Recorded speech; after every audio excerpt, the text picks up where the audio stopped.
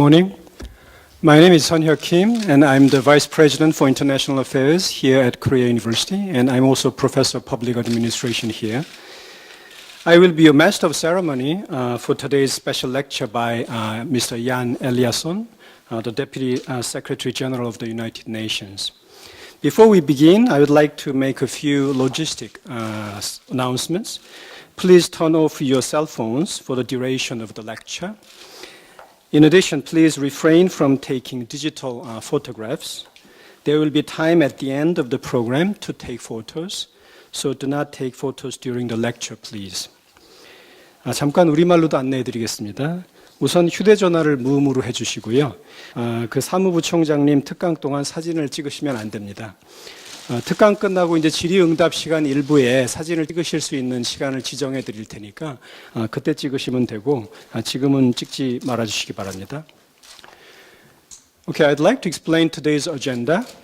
Today's agenda will include welcome remarks by Professor Jae-ho Yum, Korea University's president, followed by the lecture by our special guest, Mr. Jan Eliasson. Afterwards, there will be an opportunity for questions and answers. We will end today's program by asking the director of the United Nations Development Program, Seoul Policy Center, Ms. Anne-Marie Sloat-Carlson, to give some closing remarks. And now to begin, I'd like to call to the stage Professor Jae-ho Yum, President of Korea University, to officially welcome Mr. Eliasson to Korea University campus today. Let's welcome President Yum with a round of applause.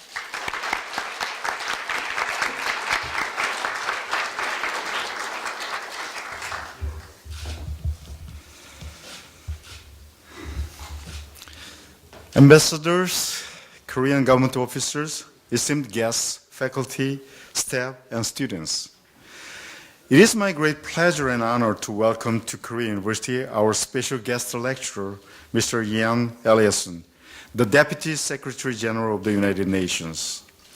It is an honor for Korea University to host his visit in partnership with the United Nations Development Program Seoul Policy Center, whose office is located here at Korea University in the International Students Hall on our campus, and the Korean Government Ministry of Foreign Affairs.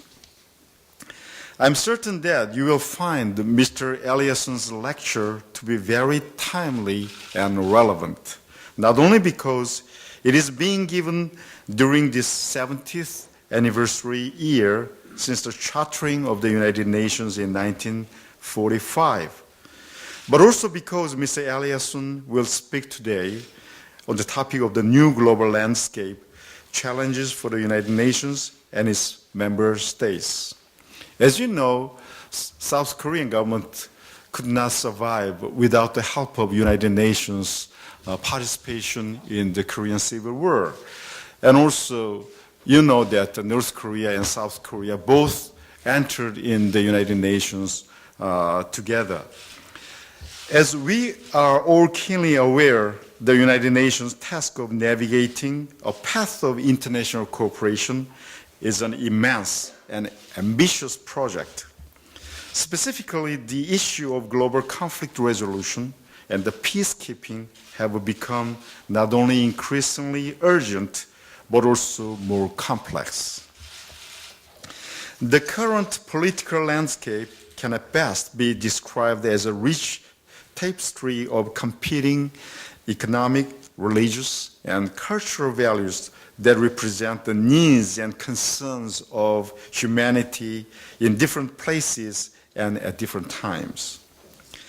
Navigating an international consensus to promote the path of peace, security, development, and human rights in this context is a very challenging endeavor indeed.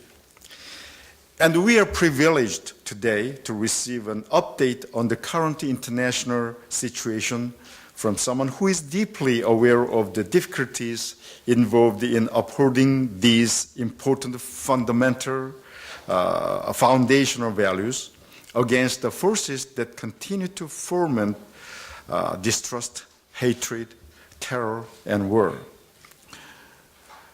You may just open the newspaper every morning and you can see a lot of this kind of problems and conflicts and terrors all over the world.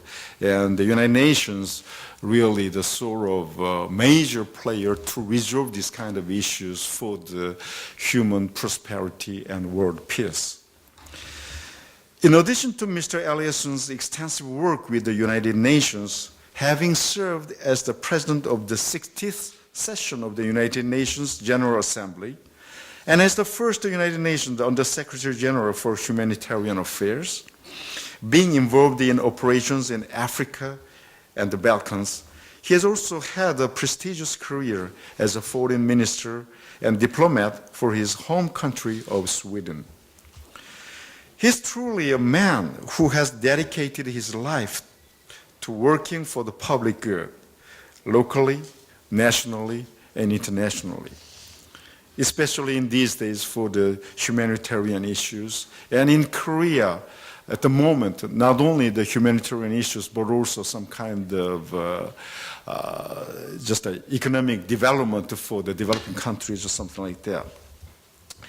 For these reasons, it gives me great pleasure, personally and professionally, to host Mr. Jan Eliasson's lecture today as he discusses the forces shaping change in today's world. At a time when international cooperation is so desperately needed, let us hope that his lecture today will help to inspire many of you, the next generation of business leaders, educators, government officers, and diplomats to continue this great work of seeking peace and harmony among peoples and nations. Especially, I just see a lot of Korea University, the undergraduate students and graduate students here today, and they just apply for the participating in this lecture. It is very, very sort of happy for me because Korea University is endeavoring to foster some kind of global leaders for the future. And we started almost a decade ago a new project that is Global KU project, and we foster our students to be more global and international leaders, especially for the world peace and human prosperity. Again, thank you very much for your coming, especially you visit Korea University and have a lecture today. Thank you.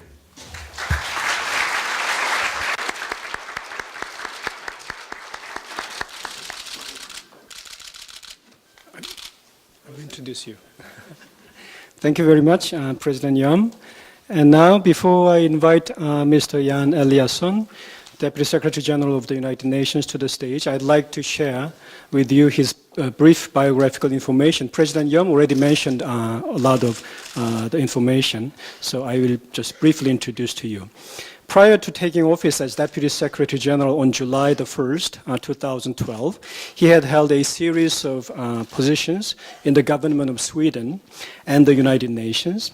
He served as ambassador to UN, ambassador to US, and foreign minister of the Swedish government. And he was the special envoy of the UN Secretary General for Darfur and the first UN Under Secretary General for Humanitarian Affairs. He also served as chair of Water Aid Sweden and a member of the UN Secretary General's Advocacy Group of the Millennium Development Goals. Mr. Jan Eliasson's talk today is entitled The New Global Landscape, Challenges for the United Nations and its Member States. Now please join me in welcoming Mr. Eliasson to deliver his lecture today.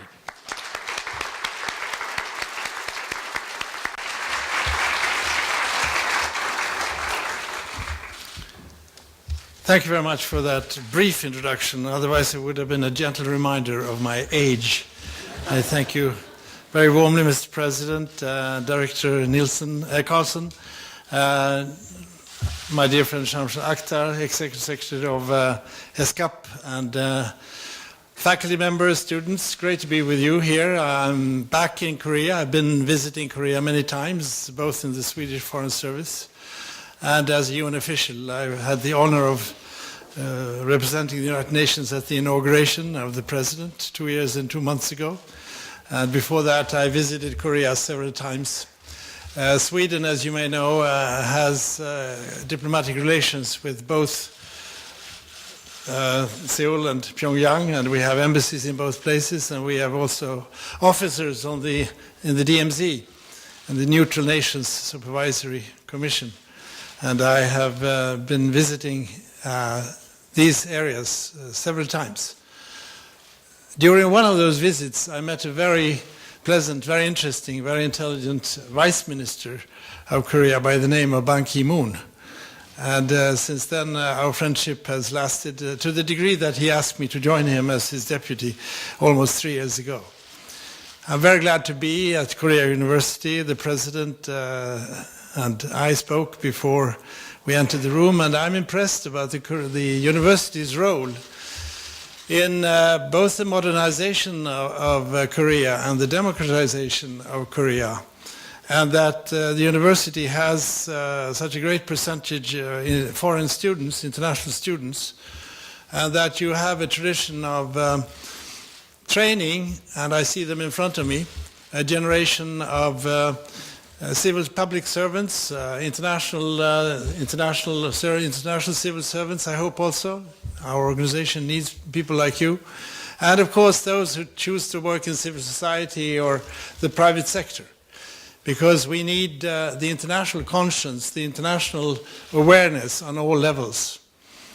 I would say that the strongest societies for the future will be those who can both keep their traditions, integrate their own culture, history, and traditions, deal with the past in a fruitful way, but also we need to have the international awareness, and I think the strongest nations will be those who can combine the two. I had the honor of giving a speech at the National Day in Sweden last June, and the theme of my speech was Sweden in the world, and the world in Sweden. In other words, all our nations today are part of the world, but the world is also inside our own nations. And that awareness is an historic necessity if we are to go in the direction of a more peaceful society. So I commend the university, I commend the Korean people, I commend the Korean government, which has become such a strong member of the United Nations based on also developing a strong society at home built on the principles of human rights and rule of law and good governance. This, I think, is more and more a contribution to international security. In a way, borders between national and international have disappeared. Building a good, strong nation is not only good for our own citizens, it's also a contribution to stability and security and prosperity at home, but also a basis for peace and stability in regions. We notice in the United Nations how country after country explodes, partly because of tensions inside countries. Therefore, building a good and strong society is the best contribution one can make to international peace and security, in my view. I would also like to turn it around and say that in today's international environment, in the globalized world in which we live, the good international solution, the good international formula is a national interest. Think of that. Because in the past we saw a distinction, almost a contradiction between the national and international. But if you look at issues like climate change, migration challenges, international organized crime, terrorism, these cannot be dealt with on a national level. They have to be dealt with on the global level. And if we get those formulas, then, and negotiated in a good way, with taking into account all interests, then we also have a contribution to our own national security and national interest. So I would suggest that we should think in terms of the national and international distinction being much less than we used to think of in the past, which doesn't mean that the nation state still is the basic actor. But the nation state is under pressure The beginning of my speech here will be that we live in a period of turmoil, turbulence, and in very troubled times. I have a long experience in international affairs and national affairs, and I don't think that I can recall a period with more uncertainty and more new factors that are being part of the global landscape. And I ask myself, and I ask you, to what degree we have integrated these factors in our analysis and how prepared we are to strengthen not only international institutions like United Nations, but also how national institutions can deliver better. Because if national institutions and international institutions do not deliver, we could have a crisis of confidence. Because people today know what they want. They have the knowledge in their fingers, pushing a couple of buttons and the world is there, and the information is available to all. That was not the case 20, 30 years ago, as recently as 20, 30 years ago. So we live in a new world, and we have to adapt this world to these new global trends. And I think it's urgent, because there is a sense of not only uncertainty, but also fear. There's a fear factor in today's world, not least stemming from the horrible brutality that is exercised by extremist movements now. It seems almost like there is a competition in brutality, and that fear is the method of getting the societies, the democratic societies, to not be as strong as we want them to be.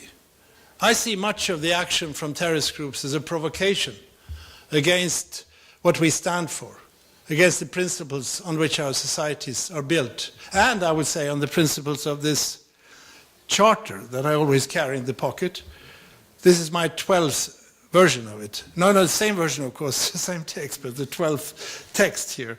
And I think very inspiring reading. If you need anything to be inspired by, read the preamble of this charter, read the first chapter, and you recognize what we wanted to do after this horrible war that ended 1945, also 70 years ago, also the birth of the United Nations. So we have to remember that when this period of pressure and tensions feels very strong, that's the time to really rally around the principles on which we built decent societies and a strong United Nations. But we have a long way to go, and it's a difficult task. Let me just enumerate in rubric form, heading form, because otherwise you would have me here standing for 3 hours. What are the elements in the new global landscape? I'll just enumerate them. It would require an academic seminar for each of them, but I will just mention what I think is new. And if you think about it, even new as related to even the 80s, the 1980s, or even 90s. The first one is the new geopolitical and geoeconomic landscape. You know it all. We speak all about the shift to the east, to Asia, the emerging economies, which I would consider rather emerging powers. That shift is obvious, and we feel it also in the United Nations, not least in the impatience by some of those emerging powers who are not members of the Security Council and who do not think that they have enough influence in the IMF or the World Bank. So one first shift is the new geopolitical, geoeconomic situation, which we have to take into account. Second is, of course, the fact that we in this room, are the first ones who really seriously have to think about the future for human beings on this planet. That never occurred to anyone in human history before, that their children and grandchildren could be living under threatened circumstances. We may have plan B in life, but there is certainly no planet B. So we have no choice. Everything we do today has to be based on the principle of sustainability. Sustainability in the environmental sense, yes, but also sustainability in the social and economic sense.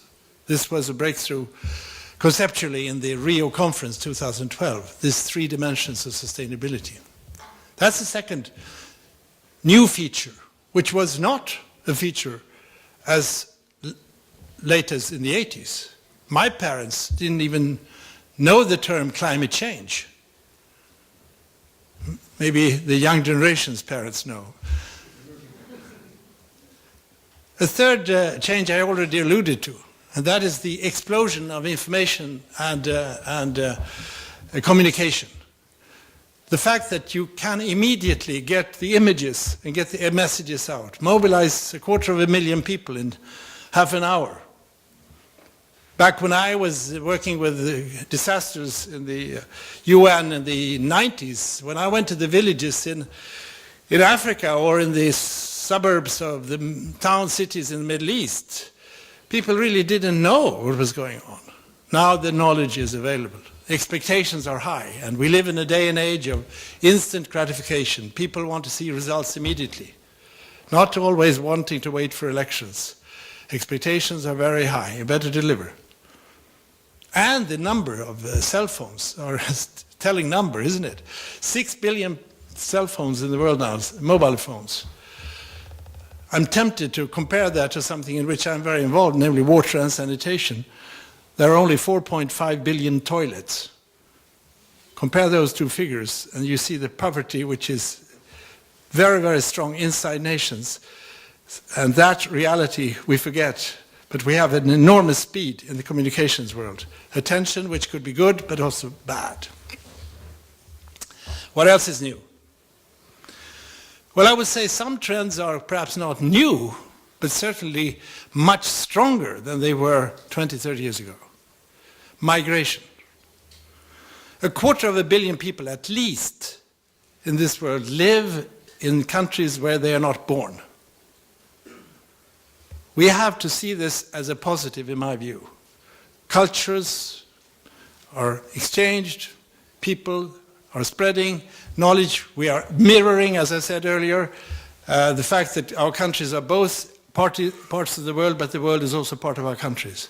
They will be important for the labor market. They will be important for development. Remittances of money from migrant workers is far bigger than the official development assistance in the world. It's very controversial in some countries. In Europe, there is a huge debate on immigration, and especially if you have unemployment, and youth unemployment is a big problem, then immigration can, by some political circles, be seen as a huge threat, and you divide people inside countries in us and them. And that is really a politically dangerous factor. Another such growing factor, not new but stronger, is urbanization. People don't live as they did only 50 years ago in the countryside. We have a huge and massive movement from countryside to cities. 50% of humanity live in urban areas. By 2030, it could be up to 70%. And can you imagine the changes and the effects culturally, socially, politically, economically, stress on infrastructure, particularly in an area that I follow, as I said, water and sanitation, transportation methods and so forth, but also the political, social, psychological effects. Another negative trend, no, it's not a negative trend, this is a fact of life, but a negative trend is the role of organized crime. It is cropping up in so many areas that I follow at the UN. The role of organized crime in drugs trade, in illegal arms trade, in prostitution rings, human trafficking. And the money, I can't even tell you, it's just horrible figures. And now there is a tendency in certain situations that these groups are cooperating with terrorism. We see it particularly in Africa and the Middle East right now. In order not to make you completely depressed, there are some good news also. And I think the best news, and I don't try to ingratiate myself with half of the people in this room, but I think this is finally the century of women. That historically is going to be the most important change in my view. Women have in history always had the second-class role, and this century is the century of empowerment for women. I am absolutely sure. It's bound to happen, and it must happen. It should happen. And it will be a tremendously positive force. I have mediated in 6 conflicts. I've never seen a woman on the other side of the table. And I see the women paying the price for bad water and bad sanitation. And I see women being discriminated in terms of human rights. And the trend is strong now. It will happen, and it should happen. And I think the fact that the resistance is now stronger is a sign that now it's getting serious. So here's good news. And I don't think it should be considered good news for women only. It's good news for all. I used to work for the Prime Minister of Sweden, Olof Palme, and this was long ago, so he was ahead of his time. A speechwriter came in with a draft speech to him, and he had the title, The Importance of Emancipation of Women. So Palme said, listen, you haven't understood what this is all about. It's not emancipation of women, it's emancipation of man. We all gain from this. So, I could continue with a few other new phenomena also, but I'll mention this as elements of the new global landscape. And I ask myself, to what degree are we really prepared for these global changes? I think on some of these aspects that I mentioned, yes, but not on all. And I think in fact, the way we deal with these challenges that I enumerated, plus the ones that you probably think of yourself, in my view, will determine whether we can meet the test of multilateralism and the test of national institutions that the world is seeing right now. We have to be able to deliver solutions for these issues and be taking into account both the fact that you need national action and even local action, I would say, and international action in an integrated fashion. So we have a period of test of institutions, nationally and internationally. What we need to work with, basically in the UN, I think, are 2 things. One is related to my comment about how national and international are integrated. The first thing is, in my view, that we need to think and work in organizations, both in the national and international scene. We need to work more horizontally and less vertically. Our organization of government, as I know from my own case in Sweden, and the United Nations is along silos, unfortunately. I have the greatest respect for the silo, because you have to have the best professionals in each silo.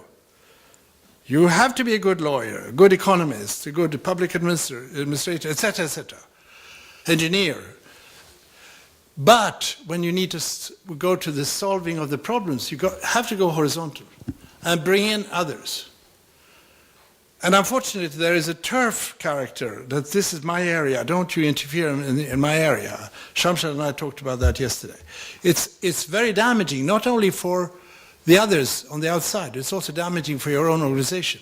I claim that it's only when you work together horizontally that you can achieve results. So it's actually in the interest of the silo to work horizontally. And by the way, since I've tried to apply this both in the UN and at home, it's more fun. You learn a lot. You get completely different perspectives on the issues. You put the problem in the center, and why not a glass of water, which is lacking for 748 million people. And then you ask who can do something about it. And then you reach in the end some type of division of labor. The second thing that I think the United Nations need to do, and we need to reform definitely, like all institutions, we need finally to be serious about prevention. I feel in my job as mediator and humanitarian emergency relief coordinator as I've been, and out in the field, I feel like I'm the fireman who comes after the fire has ended and we pick up the pieces. I would like to be there when the smoke develops. In the best of cases, I will be there when the arsonist reaches for the match. We need to pick up the first signals in the ground. The human rights violations, the discrimination of different groups, the drought that will lead to higher food prices 6 months later, All these things to just think ahead. It seems like in human nature, we don't want to see problems until the problem becomes critical. The more we can act preventively, and I say that particularly to the young people in this room, if you can introduce models of prevention, we could save so many lives. We could save so much money. We could save so much night sleep and the reputation of our organizations.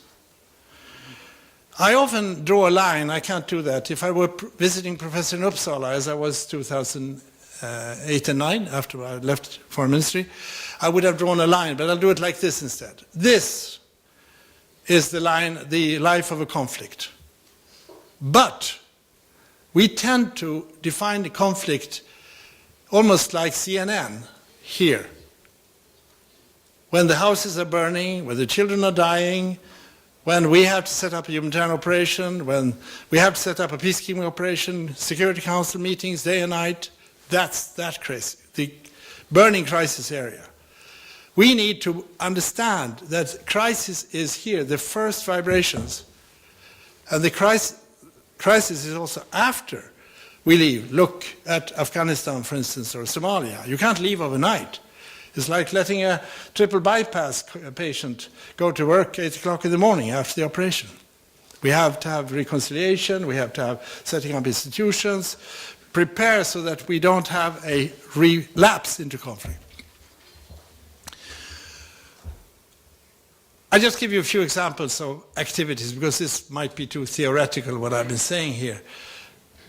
When I was President of the General Assembly, I was very proud to have gavelled the formula in the declaration of 16th of September 2005, where it said, we say in that preamble, there is no peace without development, and there is no development without peace, and none of the above without respect of human rights and the rule of law. These are three pillars on which the United Nations work is built, but also, in my view, of what a nation needs to do. If one of these pillars is weak, the whole structure is weak. We have to work with them at the same time, which is another reason why we have to work horizontally and bring in the development factors in the war, in the peace and security issues, vice versa, and see that human rights violations are also a factor both for peace and security and development. And, of course, rule of law, anti-corruption, as I talked with some of you before the meeting. So in these areas, what are our challenges? I just have to give you a couple of examples, because otherwise it would go far too long. In the peace and security, the biggest issue for us now is to get peace in Syria. This has been an enormously frustrating experience to have wonderful, very skilled negotiators like Kofi Annan and Lakhdar Brahimi and now Staffan de Mistura. They have not been given the tools to really do the work that they want to do and could do. There is no unified line in the Security Council. We have now had 4 years of war. I don't need to repeat to you the horrors. I've been seeing it myself, particularly from the neighboring countries' perspective.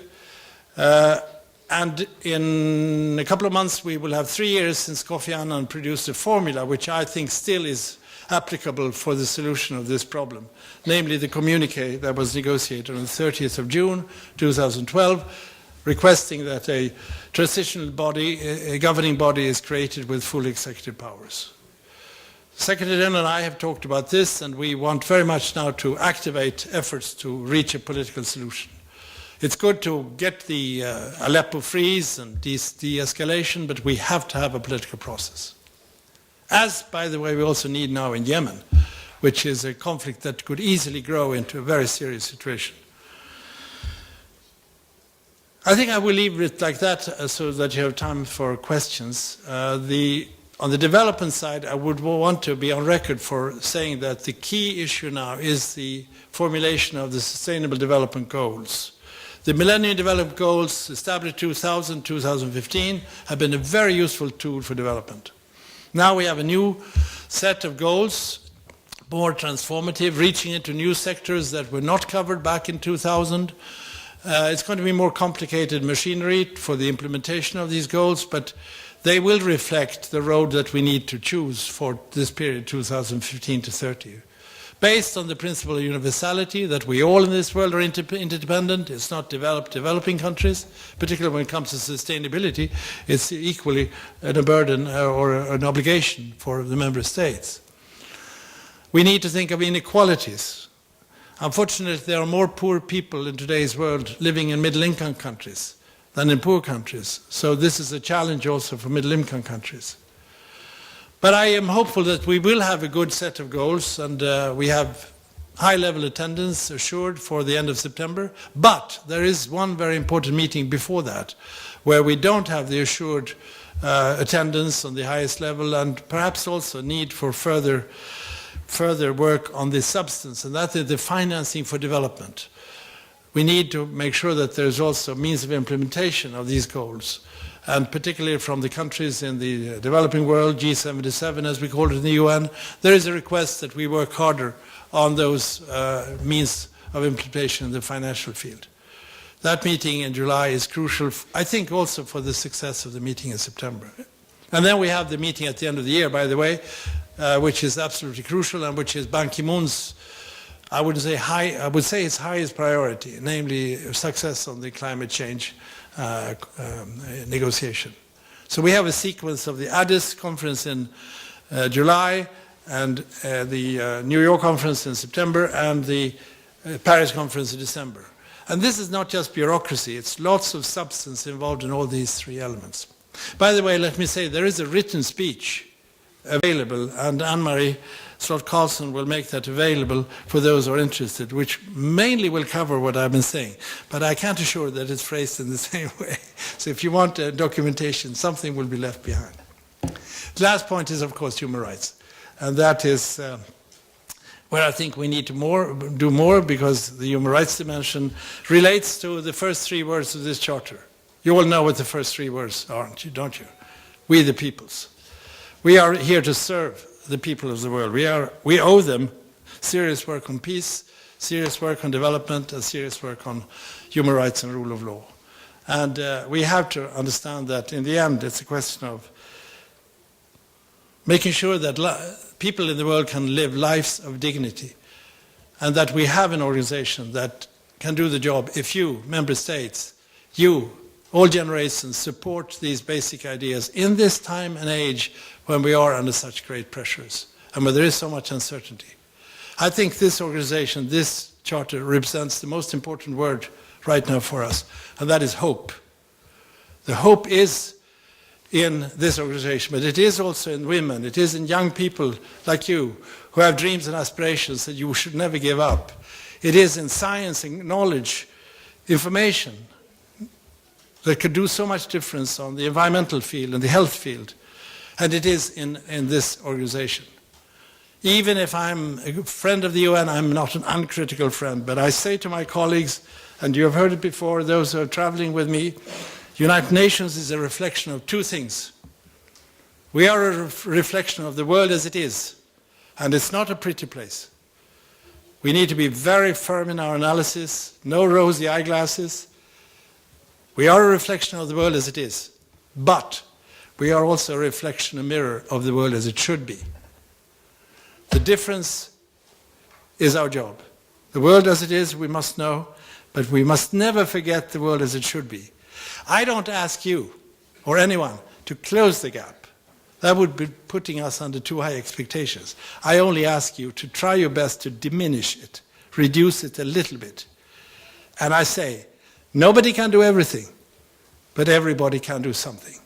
And let's go to work on that basis. By that, I thank you very much for your attention, that I have gone completely out of the manuscript, but it comes at least from my own heart. So thank you very much for inviting me, and I'm ready to stay for another 20 minutes. I just already passed on a word that I'm going to be 50 minutes late for the next meeting, because I want to also hear from you. Thank you very much.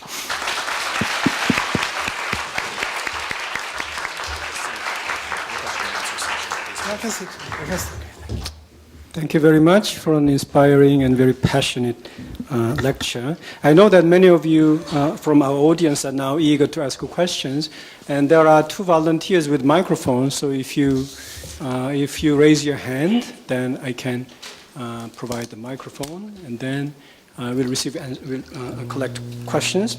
And please ask your question in English, and I would appreciate brevity and clarity. Okay, so in one round, let's collect 2 questions at a time. Here, and then anybody else?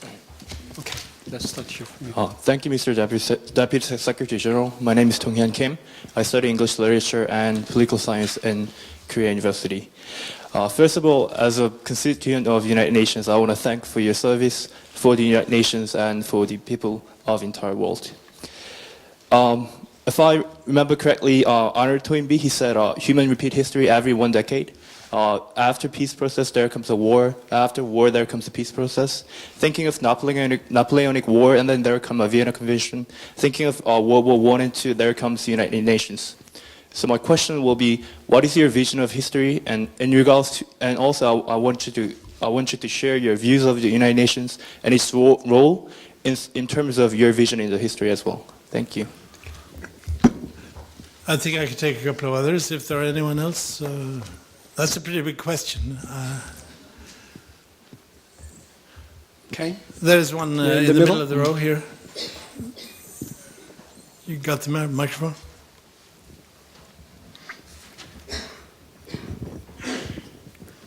Hi. Oh, okay. So, first of all, thank you for your inspiring speech. And I'm a freshman in Korean University studying French literature, and very interested in international issues and conflicts. So, if I remember correctly, you mentioned pursuing national interests will lead us to reaching international prosperity. And when it comes to political or economical issues, could pursuing national interest still be an effective way of reaching international prosperity? Anyone else? Otherwise, I'll go at this and you may think of other questions. When you said the word vision, I was thinking of the second Secretary General of the United Nations. His name is Dag Hammarskjöld. He was Secretary General between 1953 and 61. When he died, he left behind his reflections on his work and his life. And he defined in one of his markings, which they're called waymarks,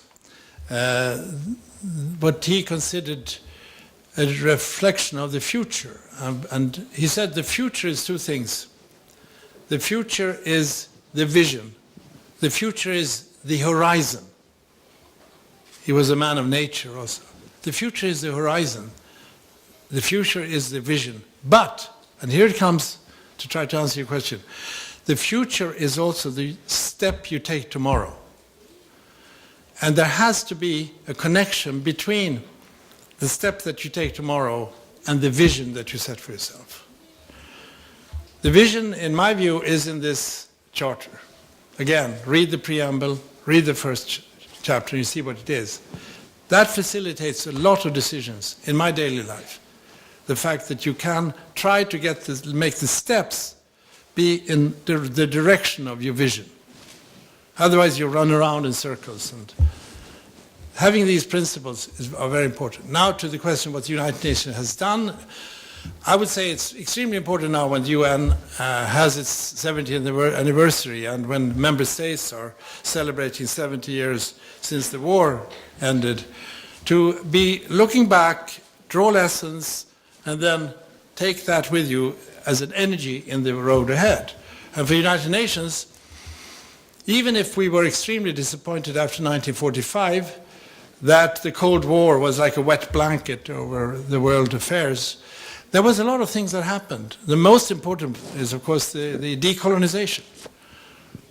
The fact that the member states of the UN back in the 50s were between 50 and 60, now 192, is a reflection of the freedom that have been achieved for so many, finally. And then you have the different treaties, which are sometimes now disputed and controversial, but we have next week or two, we have the Non-Proliferation Treaty on the nuclear proliferation issue, the mass destruction weapons. There have been progress in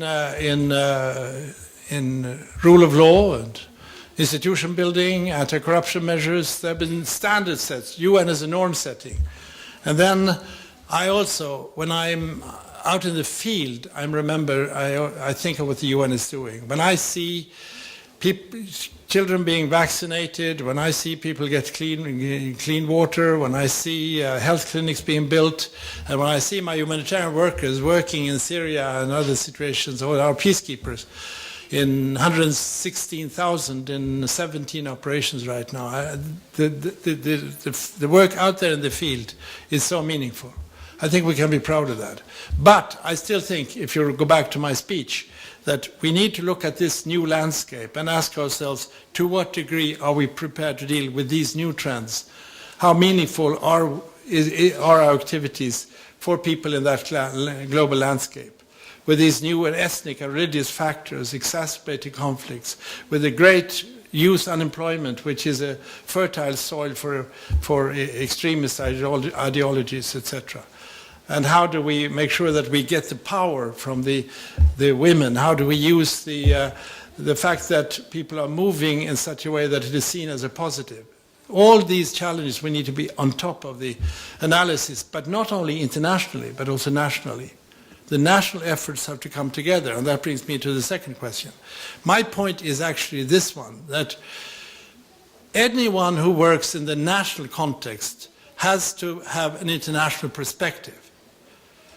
Any nation that aspires to play a global role has to have a global dimension in its policies. Looking inward and saying that this is ours and that is the outside world, it might be the comfortable road to take in the short run when the country is under huge pressures from the outside, trade-wise or immigration. But that is a short-term approach. The long-term approach is to see it as a fact of life that we live in a globalized world, and that globalized world has to be reflected in the nations. And we should then convince, in my view, and it's not too hard, that the global solutions, climate change is the most convincing one, or any of the global challenges need an international formula. You can't, by definition, solve anything related, for instance, to migration. It's by definition international. And that problem, or that challenge, is a problem at home. That means that the international reflex, international action is part of the national interest. So it's a somewhat convoluted way of saying that, yes, the nation state is the main actor, but the most vital, the strongest nation state is one that works well to create strong society at home, but also has a global perspective. That is what I meant, and I'm glad you asked that question so I could clarify that. Okay, thank you. Any more questions? Yes. There's one up there. One here and one in the center. Okay, go ahead. Thank you for your inspiring speech. I'm a sophomore majoring in French language and literature, and I just wanted to ask about your stance on the reform of the Security Council, because it is one of the only organs of the UN that has legally binding power, but there were very much controversy regarding its expansion of membership or the veto powers that the P5 nations manipulate to pursue their own national interests. So regarding those controversies, I was curious about how you thought about the reform of the SC. So, yeah. I saw one up one more question. Hi, my name is Yeon Kim. I'm currently studying in Korea University as a sophomore, majoring in political science. And before going on, I'm very honored to directly ask you the questions I'm really curious about. So during the overall lecture you mentioned, I could see that you especially emphasize that there's less boundaries between national interest and international interest currently than before. And then I have this coming up question about especially East Asian society, because unlike decades ago, currently there are uprising of Japan, South Korea, and currently China's empowering powers and developmental states and all. And I believe that the roles of those national states, especially in terms of groups, are like similar to beforehand of EU or some Western states, is quite different from those of before, because the very basic principle of those countries are quite different as well, such as Confucianism and so on. So, and I thought that those kind of powers, nations are basically based on the economic growth and the national interest rather than international states' interest. So in terms of this kind of view, I thought, I wondered about your opinion about how East Asian groups and nations should focus on the international interest that could be different from the beforehand of the Western states. Thank you for listening. Now it's getting serious. One more? Okay. No one Okay. more? Okay. Okay, I'll go for these two then. Security Council reform. I was president of the General Assembly, and we did a lot of reforms 2005 and 2006, but I must admit the most difficult negotiation was on the Security Council issue. Because the Security Council issue is an issue of national interest in terms of really even limited security interest or isolated security interests. If one member state enters the Security Council with veto rights or as a permanent member, you have immediate reactions from countries, often in the neighborhood, who see that they should have that role and that this gives an exclusive right for the country that would enter to play a much bigger role on the international scene. This is probably the reason why it's so difficult to get the enlargement of the Council. I would also say that the interest among the permanent members of the Security Council is limited, if I may be diplomatic, on this issue. An expansion of the Security Council, which is requested by a number of countries, would require a revision of the Charter. So it's a very difficult process. What is being discussed very much in New York among member states and now in the General Assembly is to what degree one could see the veto right being more limited. The veto right has been used, according to many, far too generously, too often, or the threat of a veto. And by the way, that is, of course, one of the reasons why we haven't seen progress on the Syria issue that I mentioned earlier, and not to speak about Ukraine. The French government came up with a proposal last year to limit the use of the veto, that it cannot be used in situations of mass atrocities, ethnic cleansing, genocide, and so forth. This is being discussed among council members, permanent members, and I don't know whether the French are making progress, but I see it as an interesting sign that there is an awareness that the Council needs to be reformed. Also, many countries, of course, claim that the Security Council does not reflect the world as it is today in that new global landscape. It is formed along the lines of 1945 and 1962 when it was expanded. So that issue is coming up all the time, and it has also to do with what I said earlier, the emerging powers role. And not also the shift to the east, by the way. So the Security Council members have to think about this also in terms of respect and legitimacy of the Council. For me, as a now international civil servant, I have limited role on this. This is now a member state issue.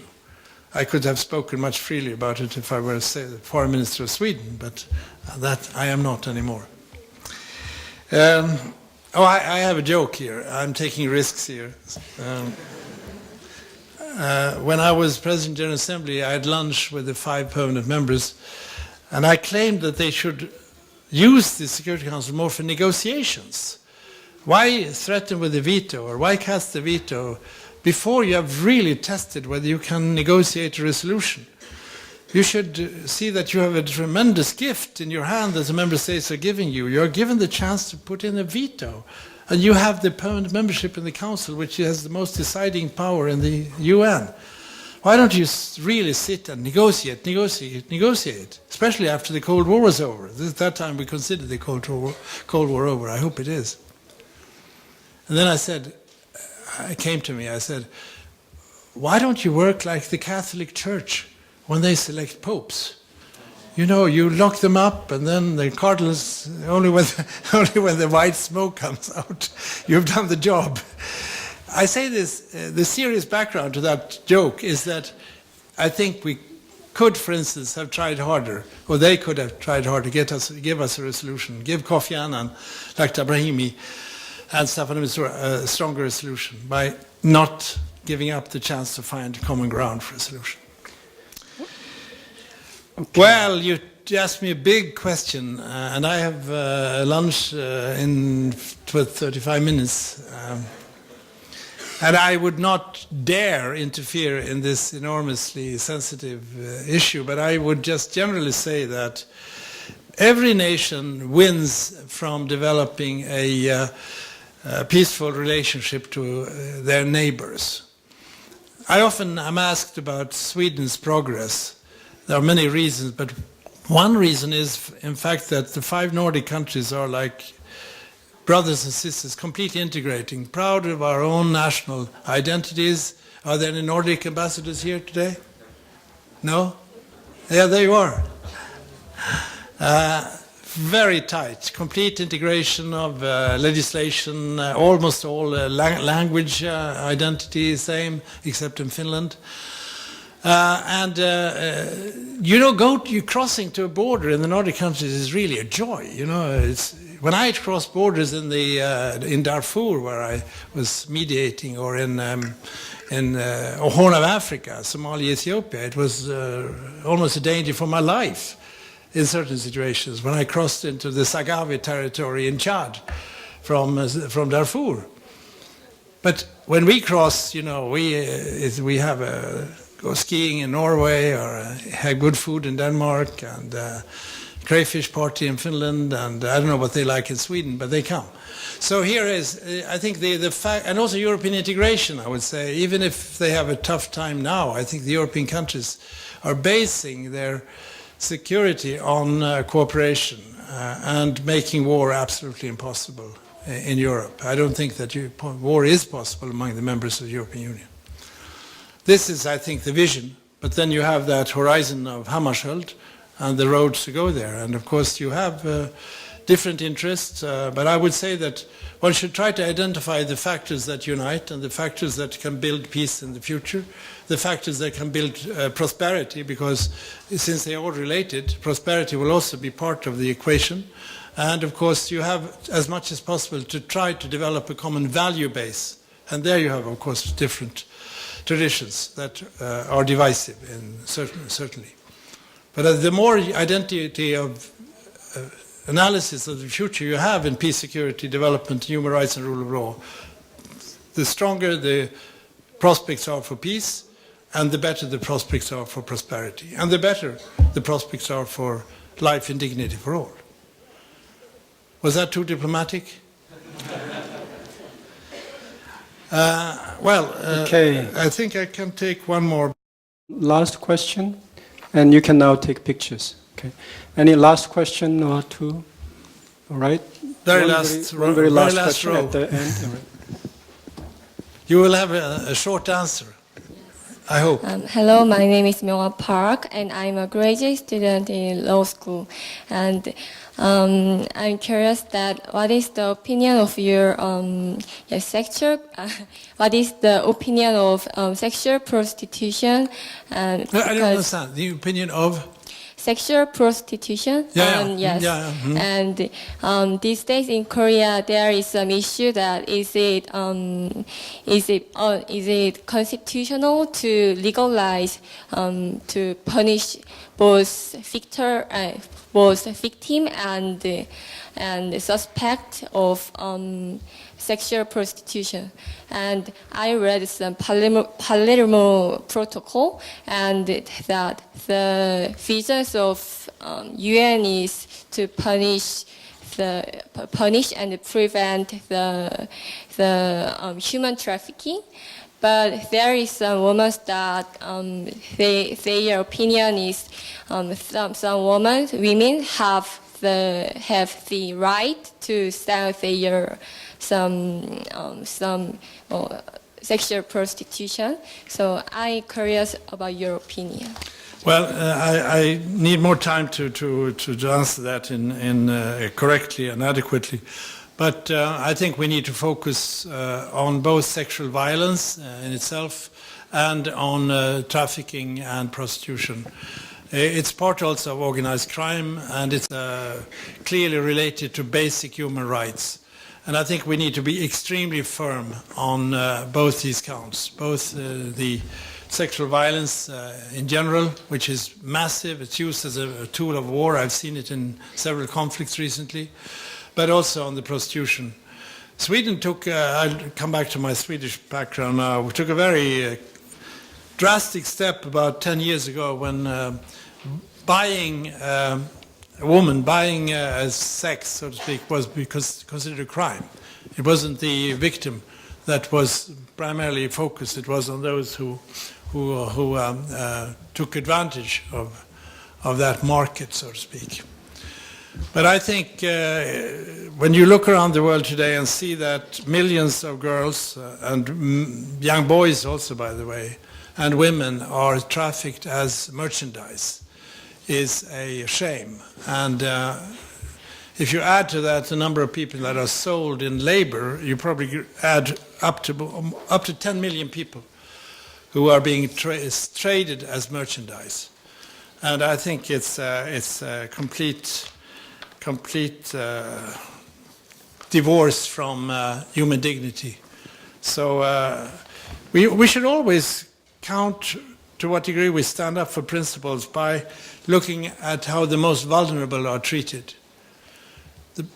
One of the prime ministers I worked for said he had a very simple definition of a good society. He said a good society is a good society who looks at the most vulnerable. How are the most vulnerable treated?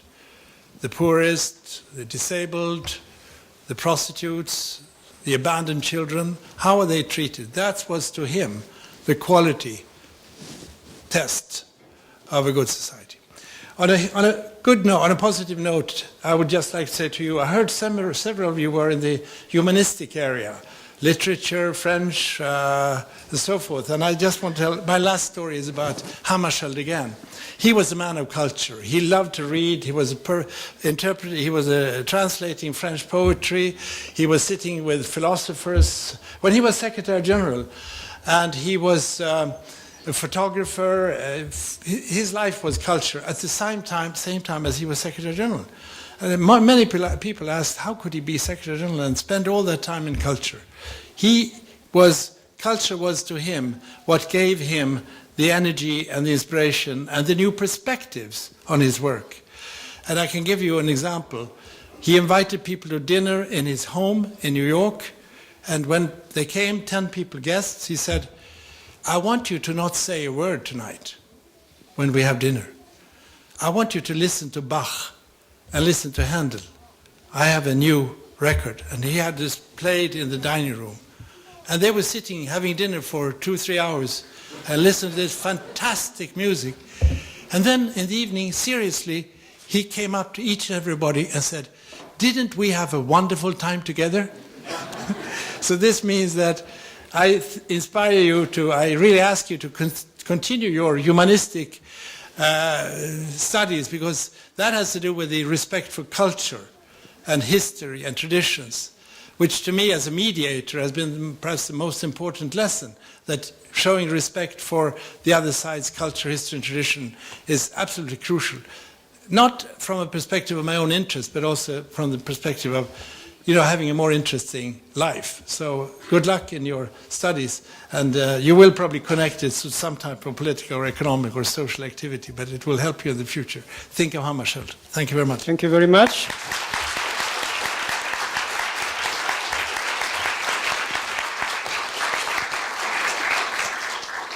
Now I'd like to ask Anne-Marie Slot-Carlson, who is the director of the UNDP Seoul Policy Center here, to say some final words.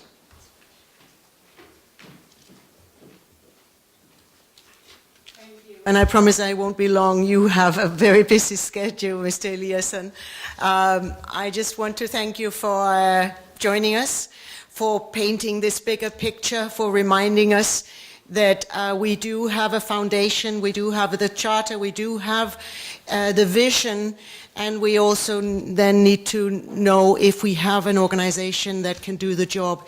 We're in Korea. The Korean popular support for the UN is bigger than anywhere in the world. I think it was even the case before Ban Ki-moon became Secretary General. This is very important for us, also for my center, UNDP Seoul Policy Center, to know that this support is there. And I think, Mr. Eliasson, you also felt the questions from the students, so we were very confident that we could do this lecture, and we were so happy that the partners of the UNDP Seoul Policy Center could be here with us. And I just want to say that we will do this again. Anytime we get an opportunity, we would like to give these lectures like I do myself, but on a much smaller scale than you. So please come again, or have other high-level UN officials coming. And thank you so much. I think the lecture will be out on TV. It's being recorded. So it will be available for more people to see. It will be there for posterity. Thank you so much, and please come again. Oh. Okay, I'd like to make a few practical announcements about exiting due to security concerns. I'd appreciate it if all of you in the audience remain seated until our special guest and Mr. Eliasson has left the room. Okay.